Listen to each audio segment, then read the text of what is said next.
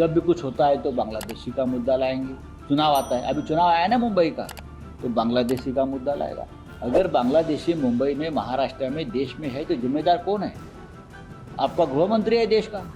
जब चुनाव हो रहा है तो आपको बांग्लादेशी के बारे में आपको सोच रहे हो आप, उसके पहले क्यों नहीं सोच रहे? 10 साल में आपको नहीं पता चला कि यहाँ दिल्ली में बांग्लादेशी है, मुंबई में बांग्लादेशी है, हाँ, या और किसी शहर में बांग्लादेशी है।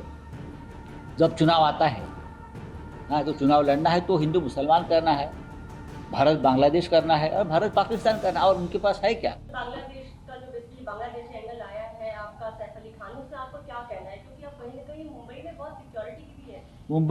मुंबई में सिक्योरिटी ठीक है, ये भारतीय जनता पार्टी हवा बना रही है। जब भी कुछ होता है तो बांग्लादेशी का मुद्दा लाएंगे।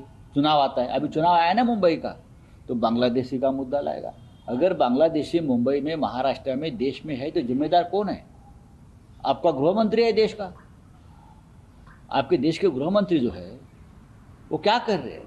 आपके डिफेंस मिनिस्टर है, वहाँ से सीमा पार, बॉर्डर पार करके बांग्लादेशी कैसे घुस रहे हैं आप बताइए। तो ये जिम्मेदारी भारतीय जनता पार्टी की। अगर बांग्लादेशी एक भी घुस गया है मुंबई में तो उनकी है, तो वो जवाब दीजिए। दिल्ली आईजी ने भी पत्र लिखा है दिल्ली सीपी को, इसलिए कि बांग्लादेशियों के लिए अरे अभी आपको चुनाव के बाद, जब चुनाव हो रहा है तो आपको बांग्लादेशी के बारे में आपको सोच रहे हो आप, उसके पहले क्यों नहीं सोच रहे थे? गृह मंत्री राजनाथ सिंह जी थे ना, बाद में अमित शाह जी है, डिफेंस मिनिस्टर राजनाथ सिंह जी थे।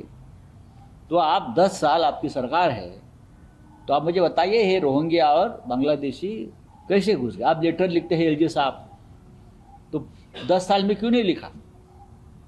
10 साल में आपको नहीं पता चला कि यहाँ दिल्ली में बांग्लादेशी है, मुंबई में बांग्लादेशी है, हाँ, या और किसी शहर में बांग्लादेशी है।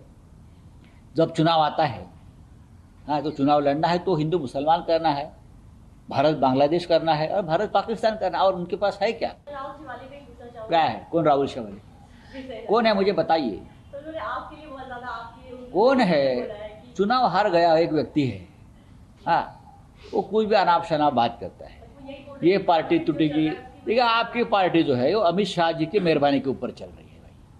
आपका क्या है? आप आपकी पार्टी संभालो। जब तक अमित शाह पावर पे है तब तक शिंदे की पार्टी चलेगी। बाद में आप सबका लटकता भटकता आत्मा होने वाला है ना। शिवसेना अभी टूटेगी। जो टूटने वाले थे वो बेईमान चले गए। उसमें एक राहुल शिवाले है, एकनाथ शिंदे है, अजित पवार है। अब जो बचे हैं वो बहुत ही लॉयल, ईमानदार लोग हैं जो पार्टी में बचे हैं, और हम पार्टी आगे लेकर जा रहे हैं। ये राहुल शिवाले जैसे लोगों को हमारी पार्टी की चिंता करने की ज़रूरत नहीं है, और आप भी उनको ज़्यादा महत्व मत दीजिए। देखिए इस देश में चाहे उत्तर प्रदेश हो, चाहे महाराष्ट्र हो, चाहे बहुत सी जगह इनकाउंटर करना एक फैशन हो गया, और फेक इनकाउंटर। मैं मुंबई से हूँ, मुझे इनकाउंटर क्या होता है हमने हमारे आंखों से देखा है। सैकड़ों इनकाउंटर मुंबई में हो गए, और जो पुलिस अधिकारी होते हैं हमारे उन्हें इनकाउंटर स्पेशलिस्ट कहा जाता है, इनकाउंटर स्पेशलिस्ट। और मैंने 100 इनकाउंटर किया, 50 किया, अब तक 56, अब तक 100। ये क्या है?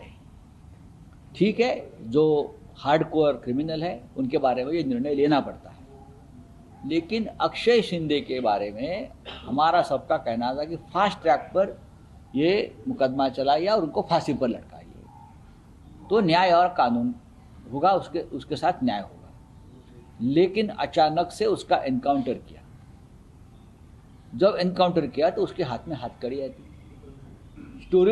स्टोरी तो ठीक से बनाइए।